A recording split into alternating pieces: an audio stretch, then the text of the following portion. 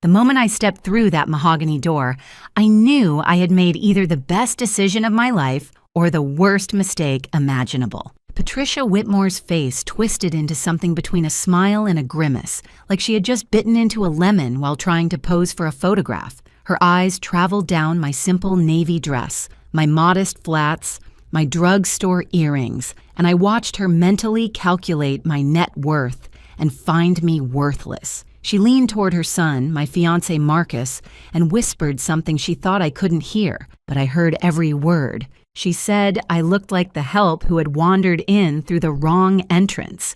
And that's when I knew this dinner was going to be very, very interesting. My name is Ella Graham. I'm 32 years old and I have a confession to make. For the past 14 months, I've been keeping a secret from the man I was supposed to marry. Not a small secret like eating the last slice of pizza and blaming it on the dog. Not a medium secret like the fact that I still sleep with a stuffed animal from childhood. No, my secret was that I make $37,000 a month. Before taxes, it's even more obscene. After taxes, it's still the kind of number that makes accountants do a double take and ask if there's been a mistake. I'm a senior software architect at one of the largest tech companies in the Pacific Northwest. I've been writing code since I was 15, sold my first app at 22, and have been climbing the corporate ladder ever since. I hold 3 patents. I've spoken at international conferences. I have stock options that would make your eyes water. And Marcus thought I was an administrative assistant who could barely afford her rent. I never actually lied to him. When we met at a coffee shop 14 months ago, he asked what I did, and I said I worked in tech. He nodded like he understood, then asked if I handled the scheduling for the executives. I smiled and said something vague about supporting the team. He filled in the blanks himself, and I just never corrected him. Why would I do something like that? Why would I let the man I was dating, the man I was falling in love with, believe I was struggling financially when I could have bought his car 10 times over? Because I learned something a long time ago from the most important person in my life. My grandmother raised me after my parents passed when I was 7. She lived in a modest house in a quiet neighborhood, drove an older car, shopped at regular grocery stores, and never wore anything flashy. She taught me to cook simple meals, to appreciate small pleasures, and to never judge my worth by the number in my bank account. What I didn't know until she passed, when I was 24, was that my grandmother was worth several $million. She had built a small business empire in her youth, invested wisely, and chosen to live simply because she believed that character was more important than appearance. She left me everything, along with a letter that I still keep in my nightstand. In that letter, she wrote something I've never forgotten. She said that a person's true character only shows when they think no one important is watching, when they believe you have nothing to offer them, when they think you're beneath their notice. That's when you see who they really are. So when Marcus invited me to dinner at his parents' estate, when he hinted that this might be the night things got serious, when he mentioned that his mother was very particular about first impressions, I made a decision. I would give the Whitmore family the test my grandmother had taught me. I would show up as the simple, unassuming woman they expected. I would wear modest clothes and drive my old car and speak humbly about my circumstances, and I would watch. I would watch how they treated someone they thought couldn't help them, someone they thought was beneath them, someone they thought had nothing to offer. And before you judge me, before you think I was being manipulative or deceptive, let me ask you something. Have you ever wondered what your partner's family really thinks of you? Have you ever had that nagging feeling that the smiles are fake and the compliments are hollow? Have you ever wanted to know the truth? Even if it might hurt, I wanted to know. I needed to know. Because I wasn't just considering marrying Marcus, I was considering marrying into his family. And families, as my grandmother also taught me, are forever. Now, before I go on with this story, I just want to take a quick moment. If you're enjoying this so far, would you please hit that like button and drop a comment telling me where you're watching from and what time it is there? I love reading those comments. Seeing people from all over the world tuning in at all hours. It means more to me than you know. Okay, back to the story. The Whitmore estate was exactly what I expected, and somehow still managed to surprise me with its excess. The driveway alone was longer than some streets I've lived on. The gates were wrought iron with gold accents, because apparently regular iron wasn't pretentious enough. The lawn was manicured with the kind of precision that suggested someone measured each blade of grass with a ruler. As I drove my 12-year-old Subaru Outback up that pristine driveway, I caught a glimpse of myself in the rear-view mirror. Simple makeup, hair pulled back in a low ponytail, my grandmother's small gold studs in my ears, the only jewelry I wore. I looked exactly like someone who didn't belong here. Perfect. Marcus met me at the door with a kiss that felt slightly performative, like he was doing it for an audience. His eyes flicked to my dress, my shoes, my lack of accessories, and I saw something in his expression that I had never noticed before. Embarrassment. He was embarrassed by how I looked. I filed that observation away for later. Inside, the house was a monument to new money trying desperately to look like old money. Crystal chandeliers hung from every ceiling. Oil paintings in gilded frames lined the walls, though I noticed they were prints, not originals.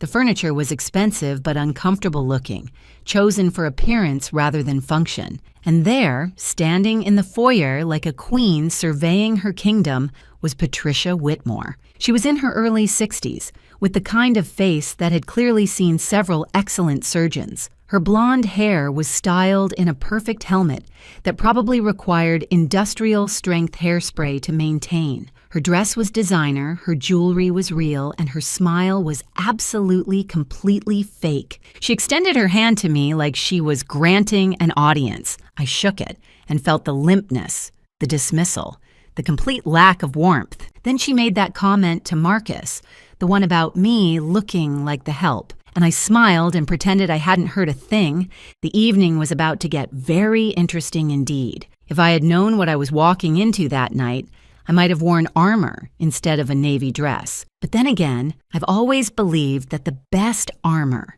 is information. And I had done my research. The Whitmore family owned a chain of car dealerships across 3 states, not the flashy luxury brands you see in movies, but respectable mid-range vehicles that appealed to regular families. Marcus's father, Harold, had inherited the business from his own father and had spent the last 30 years expanding it. Patricia had married into the family at 23 and had immediately set about climbing the social ladder with the determination of a woman who knew exactly what she wanted. They had 2 children.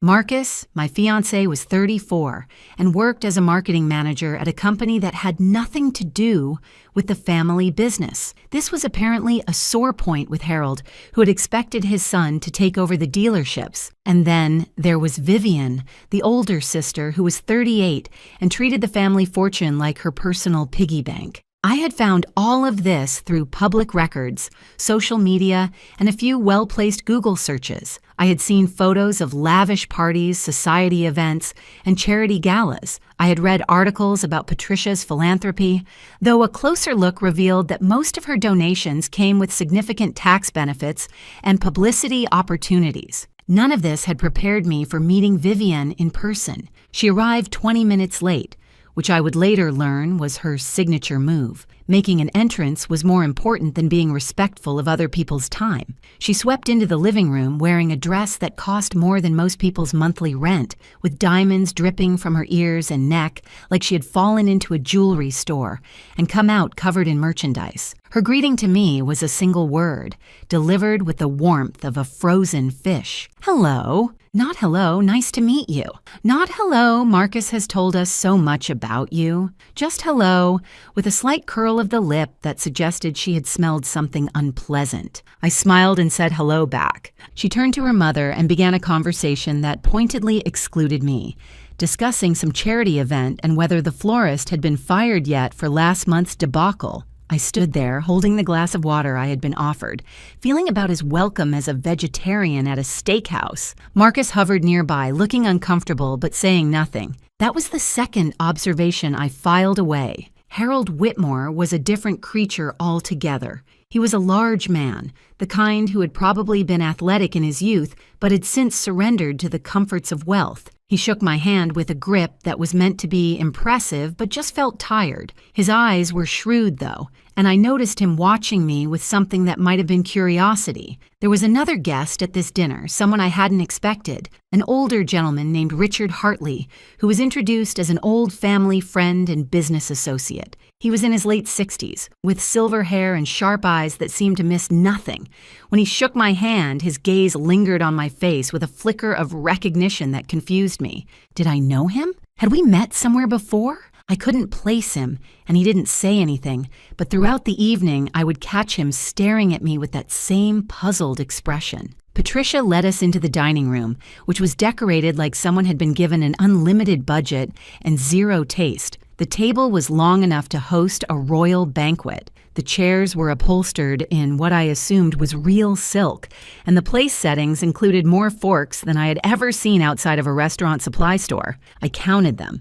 There were 6 forks at each place setting. 6 for a single meal. I've seen surgeries performed with fewer instruments. Patricia noticed me looking at the silverware and smiled that frozen smile of hers. She said she supposed I wasn't accustomed to formal dining, her voice dripping with false sympathy. I said that my grandmother always taught me that it's not the forks that matter, but the company you share the meal with. Patricia's smile tightened almost imperceptibly. Vivian snorted into her wine glass, and dinner began. The first course was some kind of soup that I couldn't identify, but that probably cost more per bowl than my weekly grocery budget. Patricia used this time to begin what I would later think of as the interrogation.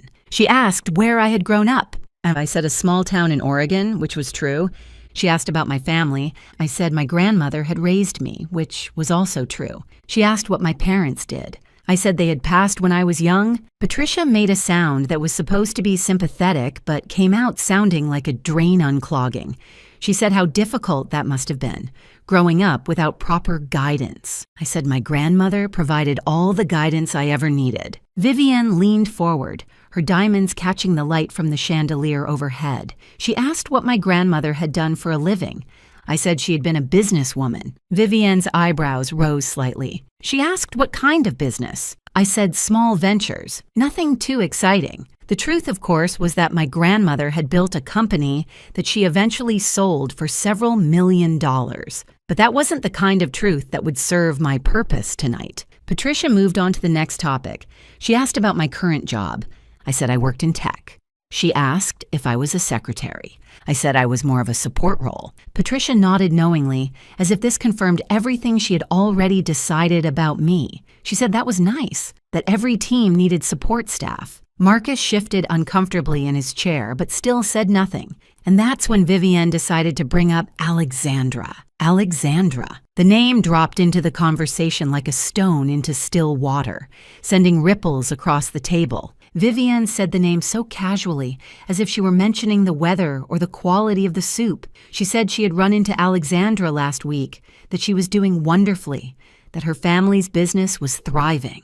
I watched Marcus's face carefully. Something flickered there, quickly hidden. Guilt? Nervousness? It was gone before I could identify it. Patricia picked up the thread with the enthusiasm of someone who had been waiting for this opportunity. She said Alexandra had always been such a lovely girl, so accomplished, so well suited to their family's lifestyle. She had been Marcus's girlfriend for 3 years. Did I know that? I said I didn't. Patricia smiled. She said it was such a shame when they had parted ways. Everyone had expected them to end up together. Alexandra's family owned an import company that dealt in luxury vehicles, which would have been such a perfect match for the Whitmore dealerships. The implication was clear. Alexandra had been the right choice. I was not. I looked around the dining room and noticed for the first time that there were photographs on the wall behind me. I turned slightly in my chair and saw a gallery of family moments, Christmases, birthdays, graduations, and in at least 4 of those photographs, a beautiful dark-haired woman stood next to Marcus, her arm linked through his, her smile radiant. Alexandra. Patricia followed my gaze and said nothing, but her satisfaction was almost palpable. Vivian twisted the knife a little deeper. She said Alexandra was still single, actually. Such a surprise that no one had snatched her up yet, almost like she was waiting for something.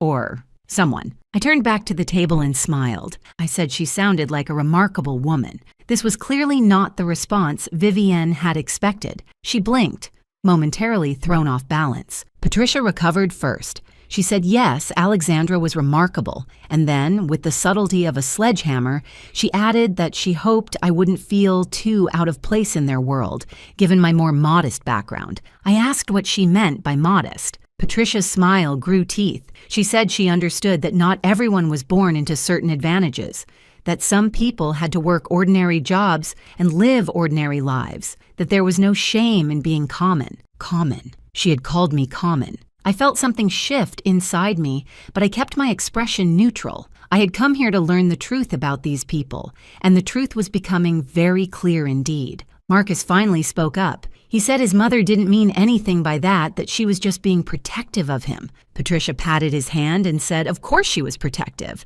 A mother always wants the best for her son. The unspoken conclusion hung in the air like smoke. And you are not the best. Harold cleared his throat and attempted to change the subject. He asked about my hobbies, whether I had any interests outside of work. I said I enjoyed reading, hiking, cooking simple meals, nothing fancy. Vivienne laughed and said that was adorable, like a child listing their favorite activities. Richard, the family friend, spoke for the first time since we'd sat down. He said he thought there was something to be said for simple pleasures, that his own grandmother had lived a modest life and been the happiest person he had ever known. Patricia shot him a look that could have curdled milk. Richard ignored her and continued looking at me with that strange, searching expression. He asked what my grandmother's name had been. I said, Margaret Graham. Richard's eyebrows rose slightly, but he said nothing more, just nodded thoughtfully and returned his attention to his soup. The rest of dinner continued in much the same way. Patricia and Vivienne took turns asking questions designed to remind me of my place, which in their minds was somewhere far beneath them. Marcus occasionally made weak attempts to defend me, but his heart clearly wasn't in it. Harold stayed mostly silent, watching the proceedings with the tired resignation of a man who had learned long ago that arguing with his wife was pointless. And through it all, Richard watched me. By the time dessert arrived, I had learned everything I needed to know about the Whitmore family. They were snobs of the highest order, the kind who measured human worth in dollars and social connections. They saw me as an obstacle to be removed, a problem to be solved, a mistake Marcus had made that needed correcting. But I had also learned something else, something I hadn't expected. Marcus was not the man I had thought he was. The Marcus I had fallen in love with was kind and attentive and seemed genuinely interested in me as a person. But this Marcus, the one who sat at his mother's table and let her tear me apart without a word of real protest, was someone different, someone weaker, someone who cared more about his family's approval than about defending the woman he claimed to love. I wondered which one was the real Marcus. I was about to find out. After dessert, Patricia announced that we would have coffee in the sitting room. The men drifted toward the windows to discuss business, while Vivienne excused herself to make a phone call. Patricia said she needed to speak with the housekeeper about something and would join us in a moment. This left me alone with my thoughts and a perfect opportunity. I excused myself to find the bathroom. Marcus pointed me toward the back of the house, down a long hallway lined with more pretentious artwork. I walked slowly, taking in the details. The house was impressive from a purely financial standpoint, but it felt cold, empty, like a museum that no one actually lived in. The bathroom was easy to find, but I wasn't really looking for it. What I was looking for was information, understanding, some clue that would help me make sense of the evening. I found something much better. As I walked past a partially open door, I heard voices, Patricia's voice, and Vivienne's. I stopped. Every instinct told me to keep walking, to respect their privacy, to not eavesdrop like a character in a soap opera. But something in Patricia's tone made me pause, something sharp, urgent. I moved closer to the door, staying in the shadows. Patricia was saying that we needed to deal with this situation quickly, that Marcus couldn't be allowed to make this mistake. Vivienne agreed. She said she couldn't believe he had actually brought her here, that she had thought this was just a phase, like his vegetarian period in college. Patricia said this was more serious than a diet. This woman could ruin everything. I felt my heart beating faster. They were talking about me. Of course they were talking about me. But what came next was what really made my blood run cold. Vivian said the timing couldn't be worse. She said they needed the merger with the Castellano family to go through, and Marcus needed to be with Alexandra for that to happen. Castellano. That was Alexandra's family name, the luxury car importers. Patricia agreed. She said the dealership was in trouble, that they needed the Castellano partnership to survive the next fiscal year. I felt the floor shift beneath me. The Whitmore dealerships were in financial trouble? I had suspected something from my research, but this confirmed it. Vivian continued. She said Marcus was supposed to keep Alexandra interested while they worked out the details. That was the plan. Alexandra's family would invest in the dealerships, and in return, they would get access to the Whitmore distribution network. Patricia said Marcus had assured her that he was keeping his options open with Alexandra. Options open. While he was proposing to me, I leaned against the wall, my mind racing. This wasn't just snobbery. This wasn't just a family who didn't like their son's girlfriend. This was calculated, strategic. Marcus wasn't just a weak man who couldn't stand up to his mother. Marcus was using me. But for what? Why keep me around if Alexandra was always the plan? Vivian answered my unspoken question. She said Marcus was such a fool. He actually seemed to like this little secretary, this nobody. He was supposed to use her as a placeholder until the deal with Alexandra was finalized, but he was getting attached. A placeholder. That's what I was, a placeholder. A distraction. Someone to keep Marcus occupied while the family worked out their business arrangements. Patricia said they would handle it. She said they would make the engagement announcement tonight, get Marcus publicly committed to this girl, and then find a way to break them up before the wedding. Once they had Alexandra secured, they would discover some terrible secret about me that would justify ending the engagement. Vivian asked, "What terrible secret?" Patricia said they would invent one if necessary. I stood in that hallway, frozen, listening to two women plan the destruction of my relationship like they were planning a dinner party. And then Vivian said something that made everything even worse. She said at least the girl was too stupid to suspect anything, that Marcus had picked well in that regard. She was naive, trusting, probably just grateful that someone like Marcus had noticed her at all. Patricia laughed and agreed. I stepped back from the door, moving silently down the hallway. My hands were shaking, but not with hurt, with anger. They thought I was stupid. They thought I was naive. They thought I was so desperate for love that I would accept whatever crumbs they threw my way. They had no idea who they were dealing with. I found the bathroom, splashed some cold water on my face, and looked at myself in the mirror. The woman looking back at me was not broken. She was not devastated. She was thinking. I had come here tonight to test Marcus's family, and they had failed spectacularly. But the test had revealed something I hadn't expected. Marcus himself was part of the problem. He wasn't just caught between me and his family. He was actively deceiving me. The question now was what to do about it. I could confront him. I could walk out there right now and tell everyone exactly what I had heard. I could create a scene, expose their plans, and leave this house forever. But that would be too easy, too quick. They would dismiss me as emotional, dramatic, bitter. They would tell themselves that I was just proving their point about me. If I was going to respond to this betrayal, I would do it my way, on my terms, with a plan that they would never see coming. My grandmother had taught me many things, but one lesson stood above all others.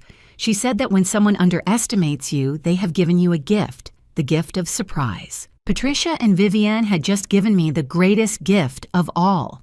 They had no idea what I was capable of. I fixed my makeup, smoothed my hair, and walked back to the sitting room with a smile on my face. The game was just beginning. When I returned to the sitting room, something had changed. The furniture had been rearranged slightly, the lighting adjusted. Patricia was standing by the fireplace with a look of barely concealed anticipation. Harold had positioned himself near the doorway, looking uncomfortable. Vivian was pretending to examine a painting, but I caught her glancing at Marcus with a smirk, and Marcus was standing in the center of the room, looking nervous. Too nervous. He turned when I entered, and his face broke into what was supposed to be a loving smile. He walked toward me, took my hands in his, and said he wanted to ask me something. I felt the trap closing around me. Marcus said that he knew we hadn't been together very long and that his family could be a little overwhelming at first, but he said he knew what he wanted. He said he wanted me, and then he got down on one knee. The ring he produced was large and flashy, exactly the kind of thing Patricia would approve of. It was also, I noticed immediately, of questionable quality. The diamond was cloudy, the setting uneven.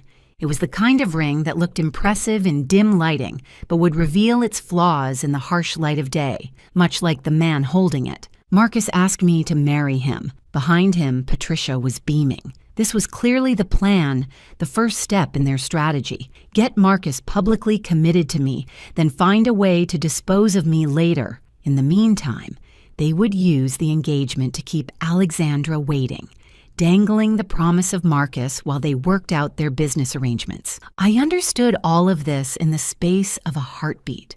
I also understood that I had a choice to make. I could say no. I could reject this proposal from a man who was using me in front of a family who despised me. I could walk out with my dignity intact and never see any of them again, but that would end the story too soon. I thought about what I had heard in the hallway. I thought about their plans to invent some scandal about me. I thought about how they saw me as stupid, naive, disposable. And I thought about how satisfying it would be to show them exactly how wrong they were. So I said yes. Marcus slipped the ring on my finger, and Patricia began clapping like she was at a theater performance. Vivian offered her congratulations with all the warmth of a January morning in Alaska. Harold shook Marcus's hand and told him he had done well. Richard caught my eye from across the room. There was something in his expression, something knowing, like he suspected that this story had a few more chapters to go. I smiled at him,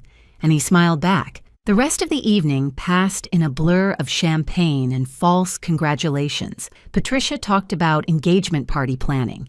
Vivian discussed venues.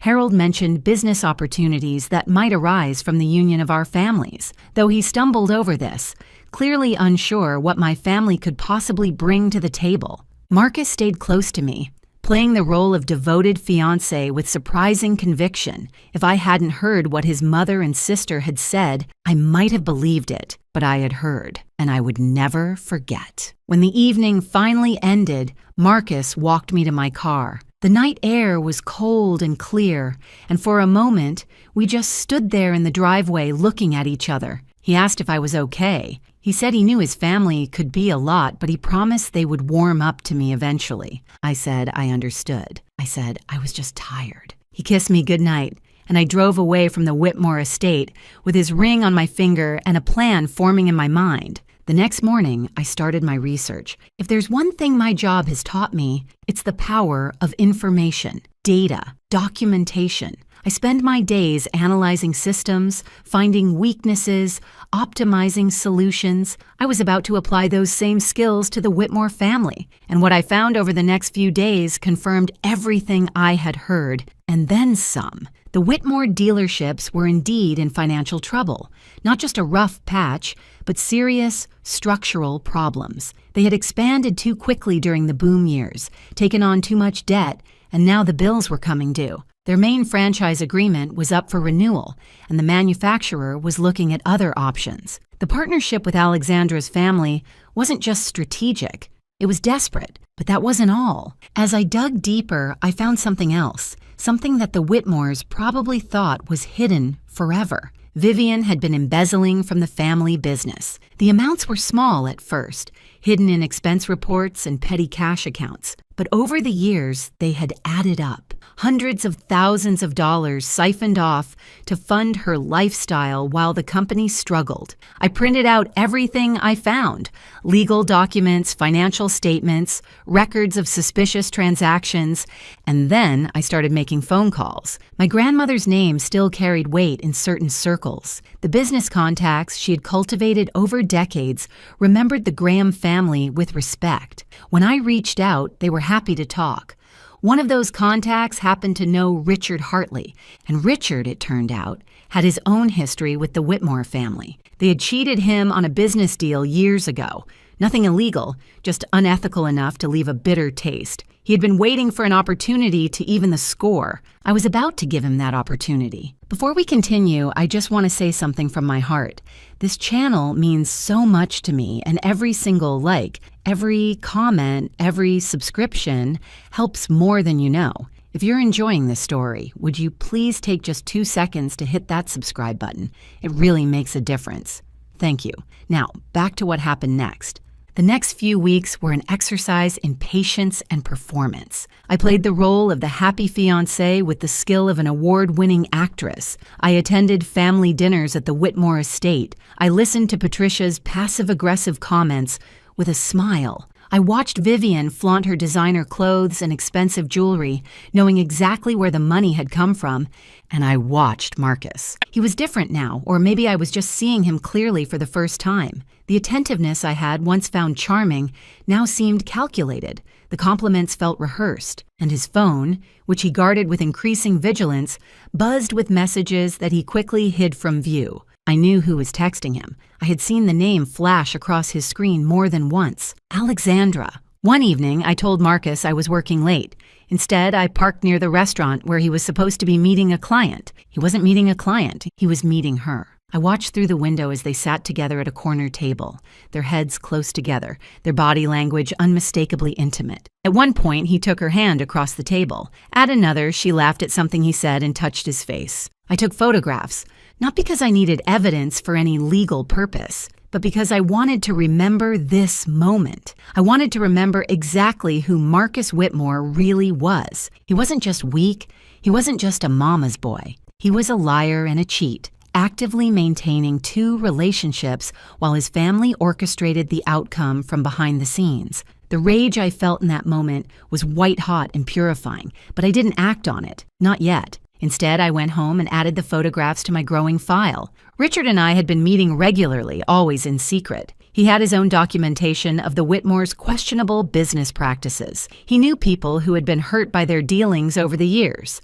He was more than willing to help bring them down. But he asked me why. He said he understood his own motivations, but he wanted to know mine. Was this just about revenge, or was it something more? I thought about his question for a long time before I answered. I said it wasn't about revenge. It was about truth. I said the Whitmores had spent their lives using their money and position to manipulate people. They treated anyone they deemed beneath them as disposable. They were raising Marcus to be the same way, and they would keep doing it to others long after I was gone. I said someone needed to show them that their money couldn't protect them from consequences. Richard nodded slowly. He said my grandmother would be proud. That was the moment I knew I had made the right choice. The engagement party was set for 3 weeks later. The Whitmores were hosting it at their estate, inviting everyone who mattered in the business community. Patricia was treating it like a coronation, an opportunity to show off her perfect family to the world.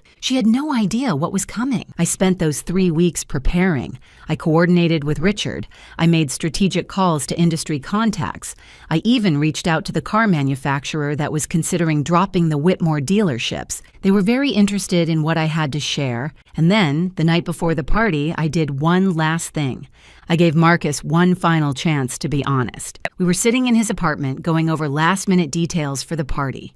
I asked him, casually, how he felt about us, about our future. He said he was excited. He said he couldn't wait to marry me. I asked if there was anything he wanted to tell me, anything at all. He looked at me with those blue eyes that I had once found so charming. He said there was nothing. He said I was everything he had ever wanted. I asked about Alexandra. His face went pale. He recovered quickly, but I had seen the flash of fear in his eyes. He said Alexandra was just an old friend, nothing more. I nodded and said I understood. And in that moment, I did understand. I understood that Marcus would never tell me the truth. He would lie to my face for as long as it served his purposes. He was his mother's son through and through. The next evening, I put on a dress from my real closet. Not the modest navy number I had worn to that first dinner. This was designer, elegant, worth more than everything Patricia was wearing combined. I looked at myself in the mirror and smiled. It was time to show the Whitmore family exactly who they had underestimated. The Whitmore estate had been transformed for the engagement party. White tents dotted the manicured lawn. Crystal chandeliers hung from temporary structures, casting prismatic light across the gathering crowd. A string quartet played tasteful classical music near the fountain. Waiters in crisp uniforms circulated with champagne and hors d'oeuvres that probably cost more per bite than some people's hourly wage. Patricia had outdone herself.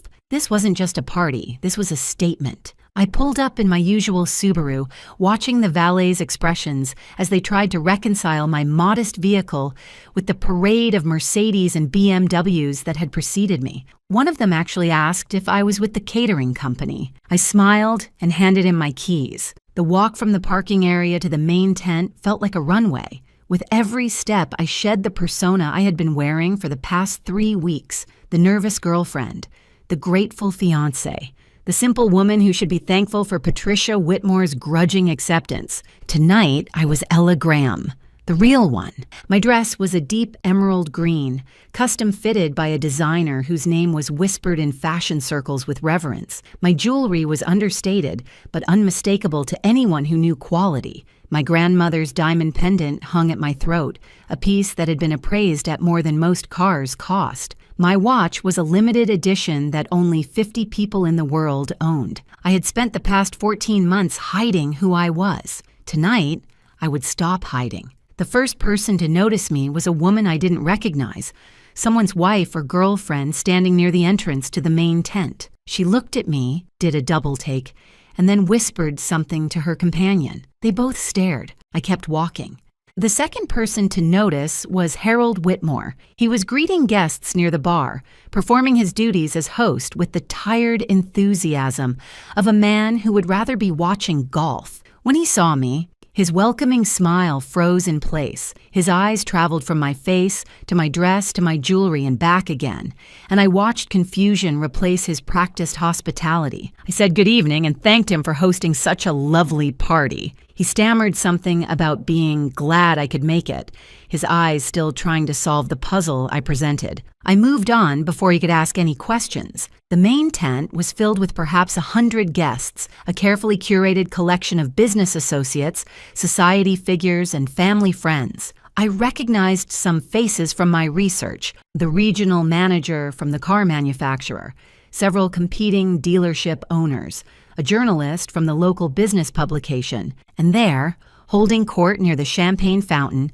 was Patricia Whitmore. She was wearing a cream-colored gown that had probably cost a small fortune, though it was clearly off the rack despite her best efforts to suggest otherwise. Her jewelry was impressive by normal standards, but unremarkable by the standards of true wealth. She was laughing at something one of her guests had said, her head thrown back in that practiced way that suggested she had learned to fake amusement at finishing school. She hadn't seen me yet. I collected a glass of champagne from a passing waiter and made my way through the crowd, stopping to introduce myself to several guests along the way. Each interaction followed the same pattern: confusion at my appearance, surprise when I mentioned I was Marcus's fiancé, renewed confusion when my dress, my jewelry, my manner didn't match whatever they had been told about me. Word was spreading. I could see it in the whispers, the sidelong glances, the phones being subtly checked as people tried to figure out who I really was. Good. I finally reached Patricia's circle just as she was finishing a story about her recent charity work. She turned to greet the newcomer with her standard frozen smile, and then her face went through a remarkable transformation. First confusion, then recognition, then disbelief, then something that might have been fear. She said my name like a question. I said, "Good evening, Patricia," and thanked her for throwing such a beautiful party. Her eyes were moving rapidly, taking in every detail of my appearance: the dress that cost more than her monthly household budget, the pendant that had been featured in a jewelry magazine, the watch that she had probably never seen outside of an advertisement. She asked where I had gotten these things, her voice carefully controlled but unable to hide the tremor beneath. I said they were just a few pieces I had been saving for a special occasion. Vivian appeared at her mother's side, summoned by some invisible distress signal. She looked at me, and her expression went through the same journey Patricia's had: confusion, recognition, disbelief. But Vivian recovered faster. She said the dress was interesting, her voice dripping with false sweetness. She asked if it was a rental. I told her the designer's name. I said he was a friend who had made it specifically for me. The designer's name hit Vivian like a physical blow. This was someone who dressed celebrities, who had a waiting list years long, who didn't make dresses for administrative assistants, who could barely afford their rent. She opened her mouth to respond, but nothing came out. I excused myself to find Marcus. As I walked away, I heard Patricia hiss something to Vivian about finding out what was going on. I heard Vivian's confused response, saying she had no idea, that this didn't make any sense. I smiled to myself and kept walking. The first phase of the evening was complete. The seed of doubt had been planted. Now it was time to let it grow. Marcus found me before I found him. He emerged from a cluster of guests near the bar, his face pale and his eyes wide. He had clearly heard the whispers, seen the looks, tried to reconcile the woman standing before him with the woman he thought he knew. He asked what was going on. He asked where I had gotten the dress, the jewelry, the transformation. He asked why I looked like a completely different person. I said I looked like myself.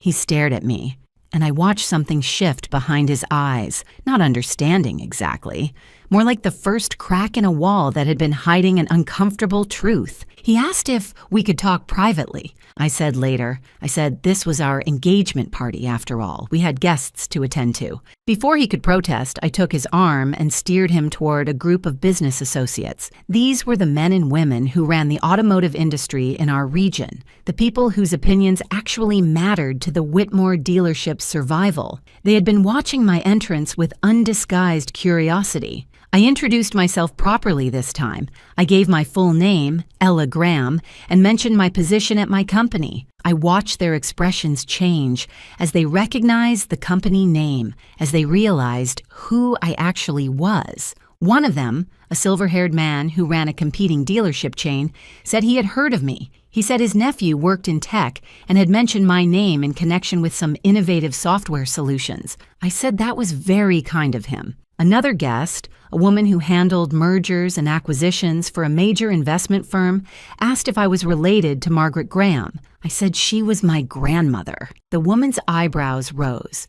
She said my grandmother had been a remarkable businesswoman. She said the Graham name still carried significant weight in certain financial circles. I could feel Marcus tensing beside me. He had no idea what any of this meant. He'd never asked about my family beyond the most superficial questions. He had assumed poor meant unimportant, and he had never bothered to look deeper. His mistake. The evening continued, and with each conversation, the truth spread further. People were talking, checking their phones, confirming details. The narrative was shifting beneath the Whitmores' feet, and they didn't know how to stop it. Richard arrived about an hour into the party. He found me near the rose garden, momentarily alone, while Marcus was pulled away by his father for some urgent conversation. Richard said the manufacturer's representative was here.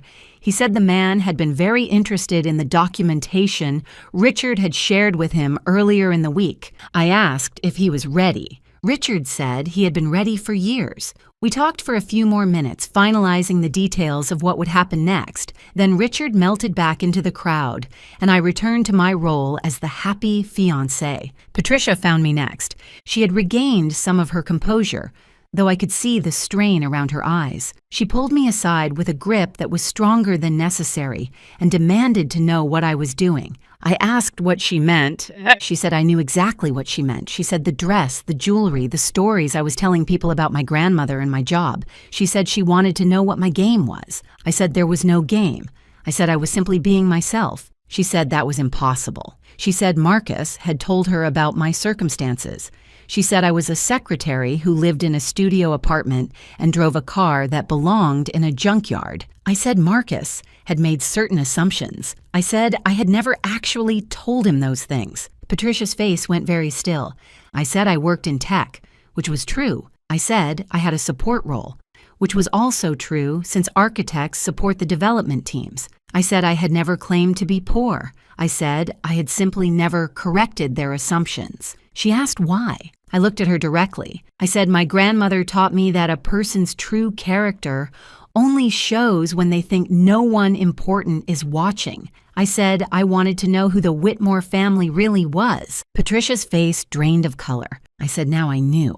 Before she could respond, the string quartet stopped playing. Harold Whitmore's voice came over the speaker system, announcing that it was time for the official toasts and speeches. Patricia looked at me with something that might have been fear. I smiled and walked toward the stage. The main event was about to begin. The stage had been set up at the far end of the main tent, decorated with flowers and soft lighting that was probably meant to be romantic, but instead felt like a spotlight waiting for its moment. Harold stood at the microphone, welcoming guests and thanking them for coming to celebrate this special occasion. He talked about family, about tradition, about the importance of strong partnerships in both business and life. His eyes kept darting to Patricia, who was making her way through the crowd toward the stage with the determination of a general approaching a battlefield. She reached the microphone just as Harold was finishing his remarks. She took over smoothly, her composure firmly back in place,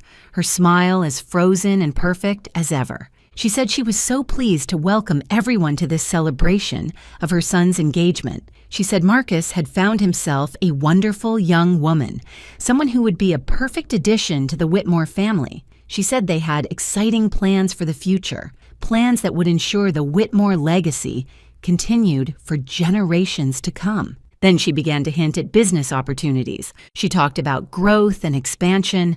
She talked about new partnerships and strategic alliances. She talked about the Whitmore dealerships entering an exciting new chapter. I watched the manufacturer's representative shift uncomfortably. I saw Richard catch his eye and nod almost imperceptibly. Patricia was building towards something. She was using this engagement party as a platform for some kind of business announcement, probably related to the Castellano merger that was supposed to save their company. She called Marcus to the stage. He climbed the steps looking nervous, though he was trying to hide it behind his practiced smile. He stood beside his mother and looked out at the crowd, searching for me, his expression complicated. Patricia said there was one more person who should be on this stage. She said she wanted to welcome her future daughter-in-law, the woman who had captured her son's heart. She said my name, and the crowd turned to look at me. I set down my champagne glass and walked toward the stage. The tent was silent except for my footsteps. Every eye was on me. The whispers had done their work. Everyone knew that something was happening, that this engagement party was about to become something else entirely. I climbed the steps and stood beside Marcus. He reached for my hand, but his grip was uncertain, questioning. Patricia handed me the microphone with a smile that didn't reach her eyes. She said she was sure I wanted to say a few words. I looked at the microphone in my hand. I looked at Marcus. I looked at Patricia, who thought she was in control. I looked at the crowd filled with people who could make or break the Whitmore family's future. I said yes, I did want to say a few words, and then I began to speak. I said I wanted to thank Patricia for the warm welcome she'd given me. I said I wanted to acknowledge the Whitmore family for showing me exactly who they were over the past few weeks. Patricia's smile flickered. I said, when I first came to this house, I made a decision. I decided to let the Whitmores see a simple version of me, a woman without expensive clothes or impressive credentials, a woman they might consider beneath their notice. The crowd was utterly silent. I said I wanted to see how they would treat someone they thought couldn't help them, someone they thought had nothing to offer, someone they thought was, in Patricia's words, common. Patricia's face went white. I said what I had found was illuminating. I described the dinner where I had been compared unfavorably to my fiancé's ex-girlfriend. I described the whispered insults Patricia thought I couldn't hear. I described being called the help, being called common, being called a gold digger by people who knew nothing about me. Marcus was staring at me now, his face a mask of horror. I said, and then I heard something I wasn't supposed to hear. I described the conversation in the study. I described Vivian and Patricia discussing how to remove me from Marcus's life. I described learning that I was just a placeholder, someone to keep Marcus occupied while the family arranged his real future with Alexandra Castellano. Gasps rippled through the crowd. I said I discovered that the Whitmore dealerships were in serious financial trouble. I said I learned they were desperate for a merger with the Castellano family to survive. I said I found out that Marcus had been keeping his options open with Alexandra the entire time we were together. I pulled out my phone and showed a photograph on the screen. Marcus and Alexandra at the restaurant, holding hands across the table. I said this was taken 2 weeks ago, while Marcus was supposedly working late. The crowd erupted in whispers.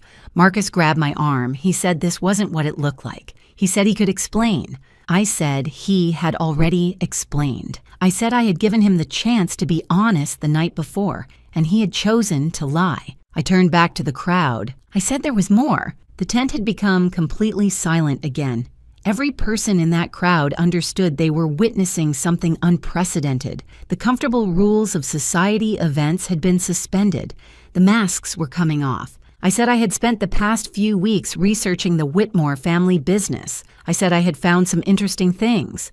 I mentioned the financial records, the overextended credit, the declining sales, the franchise agreement that was about to be terminated. Harold Whitmore's face had gone gray. I said I had also found evidence of something more serious. I looked directly at Vivian, who was standing near the back of the tent, frozen in place like a deer caught in headlights. I said Vivian Whitmore had been embezzling from the family company for years. I said the amounts had started small but had grown over time. I said the total was now in the hundreds of thousands of dollars. Vivian's husband turned to look at her with an expression of pure shock. Vivian shouted that was a lie. She said I had no proof. She said I was just a bitter woman trying to destroy their family. Richard stepped forward from the crowd. He said he had proof. He walked toward the stage, carrying a folder that I knew contained years of documentation, bank records, expense reports, transaction histories, everything needed to prove exactly what Vivian had done. He handed the folder to the manufacturer's representative,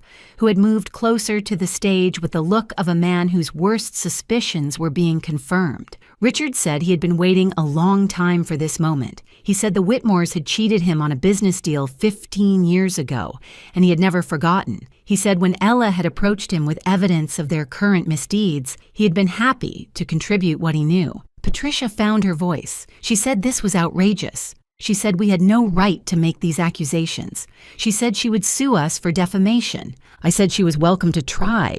I said everything I had shared was documented and verifiable. I said the financial records were public information, available to anyone who knew where to look. I said the evidence of Vivian's embezzlement had been compiled from sources that would hold up in any court. I looked at Marcus, who was still standing beside me, looking like a man whose entire world had collapsed. I said there was one more thing. I reached up and removed the engagement ring from my finger. The cloudy diamond caught the light, revealing all its flaws. I said I would not be marrying Marcus Whitmore.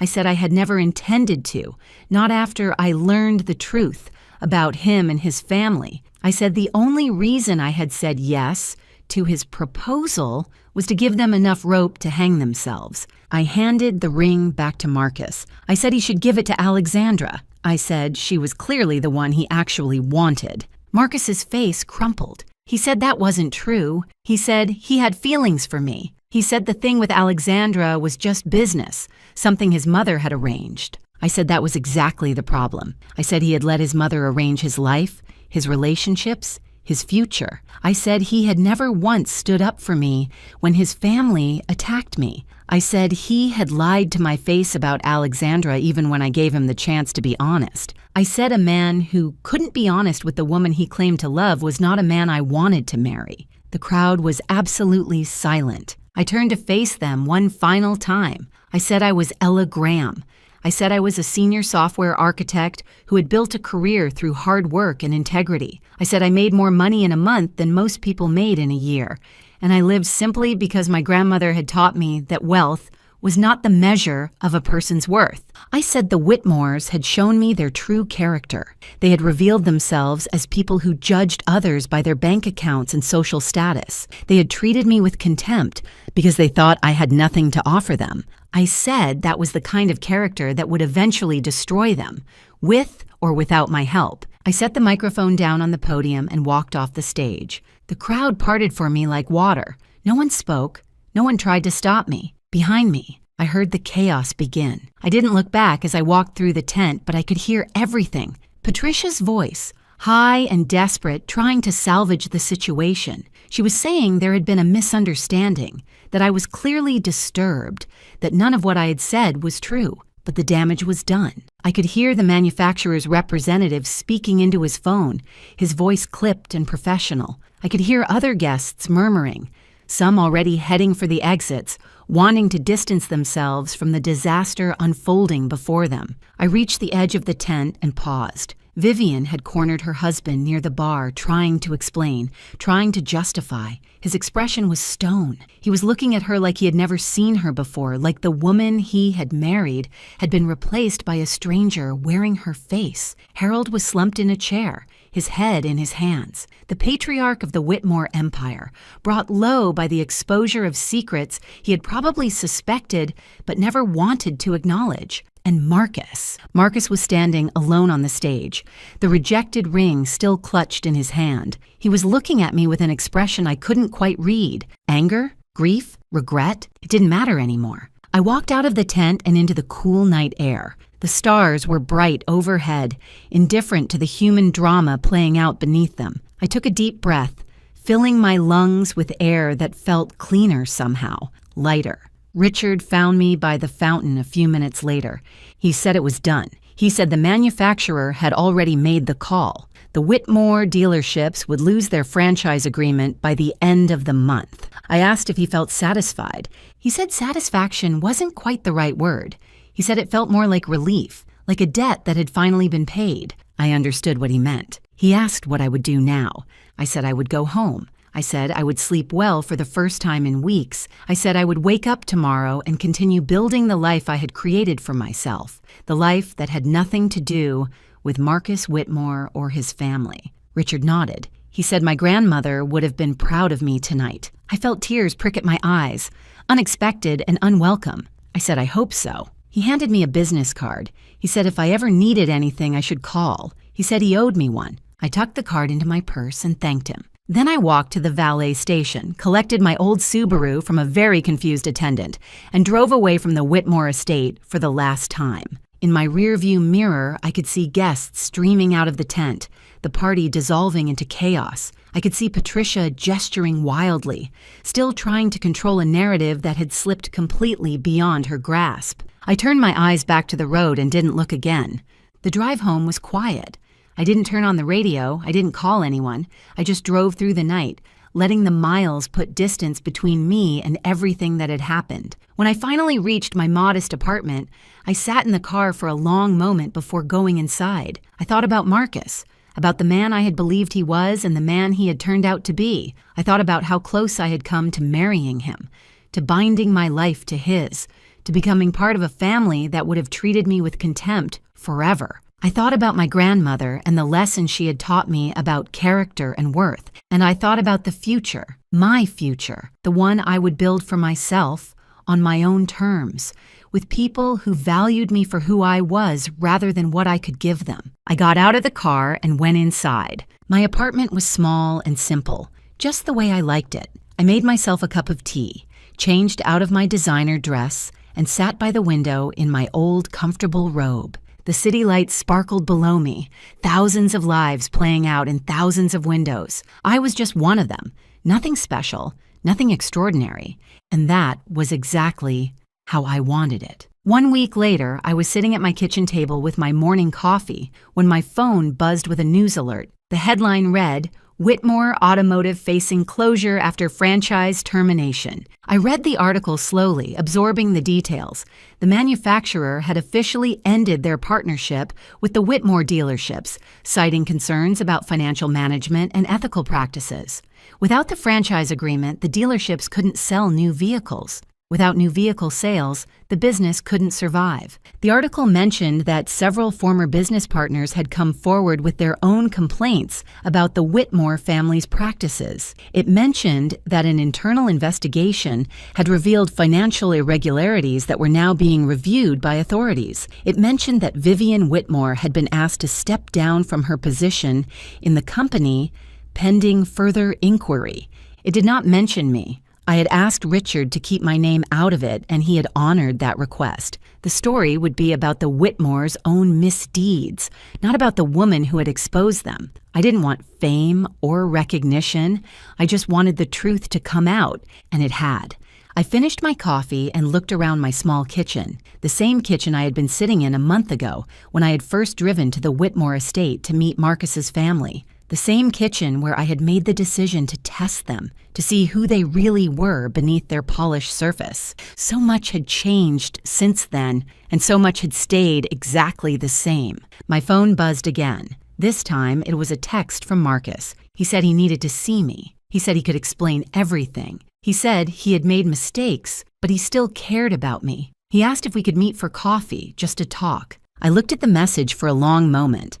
Then I deleted it without responding. Some doors, once closed, should stay closed. I stood up and walked to my window, looking out at the morning sun rising over the city. It was going to be a beautiful day, a day for new beginnings, for moving forward, for building something better. My grandmother's pendant hung at my throat, warm against my skin. I touched it gently, thinking about the woman who had taught me everything I knew about character and worth. She had lived her life simply, not because she had to, but because she understood that the things that truly matter can't be bought. Love, integrity, self-respect, the knowledge that you have acted according to your principles, even when it would have been easier to compromise. The Whitmores had thought they could buy their way through life. They had believed that money and status made them better than everyone else, entitled to treat people however they wanted without consequences. They had been wrong.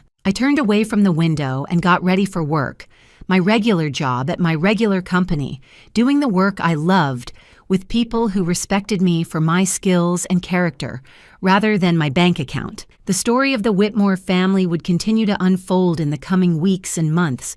There would be investigations and legal proceedings. There would be consequences and repercussions. The empire they had built on a foundation of arrogance and deception would crumble, piece by piece. But that was their story now, not mine. My story was just beginning, and it would be written on my own terms, in my own words, according to my own values. That was the lesson my grandmother had taught me. That was the truth I had carried with me through every moment of the past month. A person's worth isn't measured by their bank account or their social status or the opinions of people like Patricia Whitmore. It's measured by their character, by the choices they make when no one is watching, by the way they treat people who can't do anything for them. The Whitmores had failed that test completely, and I had finally found the answer I had been looking for. The answer was that I didn't need their approval, I didn't need Marcus's love, I didn't need anyone's validation to know my own worth. I already knew who I was, and that was enough. Oh, I was so engrossed in Janice's story that I sat there for a while, tears welling up in my eyes mixed with seething anger. As a woman in her 40s, I saw myself in her. A mother who sacrificed everything for her children, only to be pushed aside by her own flesh and blood. The story isn't just a Hollywood-style family drama. It's heartbreakingly real, a reminder that love can sometimes be exploited and become a burden. I admire Janice's resilience, and at the same time, I'm furious at ungrateful children like Michael and Brittany. It makes me wonder, would I dare to turn the tables like she did? Let me share my thoughts in more detail, analyze each plot point, and draw lessons from this story, like a friend confiding in me. The story is told through flashbacks, interspersed with emotion, and I found it very skillfully constructed from the depths of suffering to the heights of freedom. Follow the flow. Foundation, the silent sacrifices of a mother. Introduction, approximately 0 to 10 minutes of video. From the outset, the video introduces Janice as a typical American widow, 70 years old, living in Portland, Oregon, in a house she built herself during difficult times. She recounts sewing clothes for Michael until her hands bled for his college education, selling her wedding ring to buy him his first bicycle, and embracing him through nightmares and storms. These details immediately moved me. They reminded me of my own mother, who also stayed up all night sewing for my siblings and me. Michael had promised to take care of her as she had done for him. A childish promise, but one that symbolizes a sacred bond. I felt warmth at first, but then a premonition of something being wrong arose as the video quickly shifted to a heavy atmosphere. This development portrays Janice as a silent hero, making viewers like me even more sympathetic when the conflict erupts. Initial conflict, shocking announcement, and gradual invasion.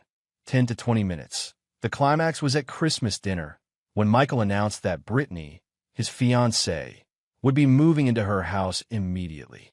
Brittany's cold smile and Michael's dismissive attitude shocked Janice and me. From here, the video unfolds 2 years of hell.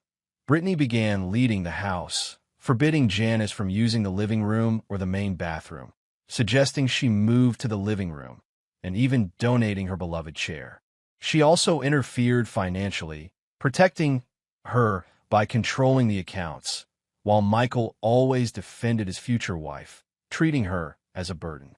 I was furious at this part, angry at Michael for forgetting all gratitude, angry at Brittany for her arrogant selfishness. Did she think she was older than her future grandmother? The plot is told through recorded dialogues, making it as vivid as a documentary, and I clearly saw Janice's isolation. She became a ghost in her own home, swallowing her tears to maintain peace. This touches on a deep-seated fear of mine, growing old without truly having anyone by my side. The turning point, awakening thanks to outsiders and preparing for the surprise. This is my favorite part, as it shifts from tragedy to hope. Neighbor Angela, a true friend, realizes Janice is disappearing and confronts her, reminding her of the strength that helped her overcome widowhood and raise her children alone. Angela advises, "Don't give in anymore, you deserve better." From there, Janice takes action. She meets with a seniors law attorney, checks her pension checkbook, and discovers the illegal transactions: $600 for home repairs, $400 for dinner, $200 for clothing. She documents the evidence, records the conversation, and confirms the house is her own property. I applaud here. She finally wakes up. This scene deeply analyzes the mental and financial abuse of the elderly, a real issue that the video illustrates using data from organizations like AARP. It made me think, sometimes you need an Angela outside the box to see the problem clearly. The climax confrontation, Christmas dinner and the surprise, revealed returning to that fateful dinner. Janice, instead of crying, calmly presented a file. She announced she had put a deposit down on her new apartment, set house rules, no changes to rooms, furniture, or accounts without her consent, and refused Brittany's stay due to a lack of respect. She wished the wedding well, but demanded respect. Brittany panicked and denied it. Michael was shocked and defended her, but Janice listed everything: being disrespected for her age, being financially exploited, and being emotionally abused. She issued a 30-day eviction notice, changed the locks, canceled the access card, and filed for a protective order. The video depicts that moment from Janice's perspective, adrenaline surging, stepping outside to breathe the air of freedom. I got goosebumps, feeling both nervous and proud. This scene is the climax of the drama, with the twist being that the surprise wasn't a gift, but a reclaiming of power, a slap in the face for ingratitude. Consequences and outcomes, conditional reconstruction and reconciliation afterward. Brittany and Michael left in a quarrel. Janice hired cleaning services, redecorated her house, restored her finances, invited friends over, and enjoyed healthy solitude. Michael called, pleading, but she distinguished between genuine remorse and panic. By the 30th, she avoided them, packed her things, and discarded the accusatory message. 6 months later, Michael offered a sincere apology. 2 years later, Janice is 72. She's living a vibrant life, gardening, learning to paint, and sharing her story at a community center. Michael visits her on Sundays, rebuilding on a foundation of respect. It all ends with Janice saying, "My superpower is starting over." I smiled through my tears. A non-cheesy, realistic, and inspiring ending. This story is not only entertaining, but also serves as a living self-help book, teaching me profound lessons. Self-respect is the foundation of all relationships. Janice teaches that sacrificing for your children is beautiful, but if it makes you non-existent, stop. The lesson: set boundaries early, even with blood relatives. I will apply this by saying no more often to my family, to avoid falling into the mother must suffer trap. A true family is built on respect, not blood ties. Michael and Brittany proved that family can be toxic if it lacks respect. The lesson: be selective about relationships. Forgive if there is genuine remorse, but never sacrifice dignity. After the video, I texted my mom, "I love you for who you are, not for who I am." It's never too late to start over. At age 70, Janice reset her life. A powerful message for older adults and for me. The lesson: prepare legally, will, separate property, build a support network like Angela, and believe in your inner strength. It encourages me. Whether 40 or 70, you always have the right to write a new chapter. In short, this video made me feel more optimistic about life because it proves that weakness can be transformed into strength through a single courageous decision. If you've watched it, what do you think? Did any of the scenes resonate with you? Thanks for sharing the link. It was really worth it.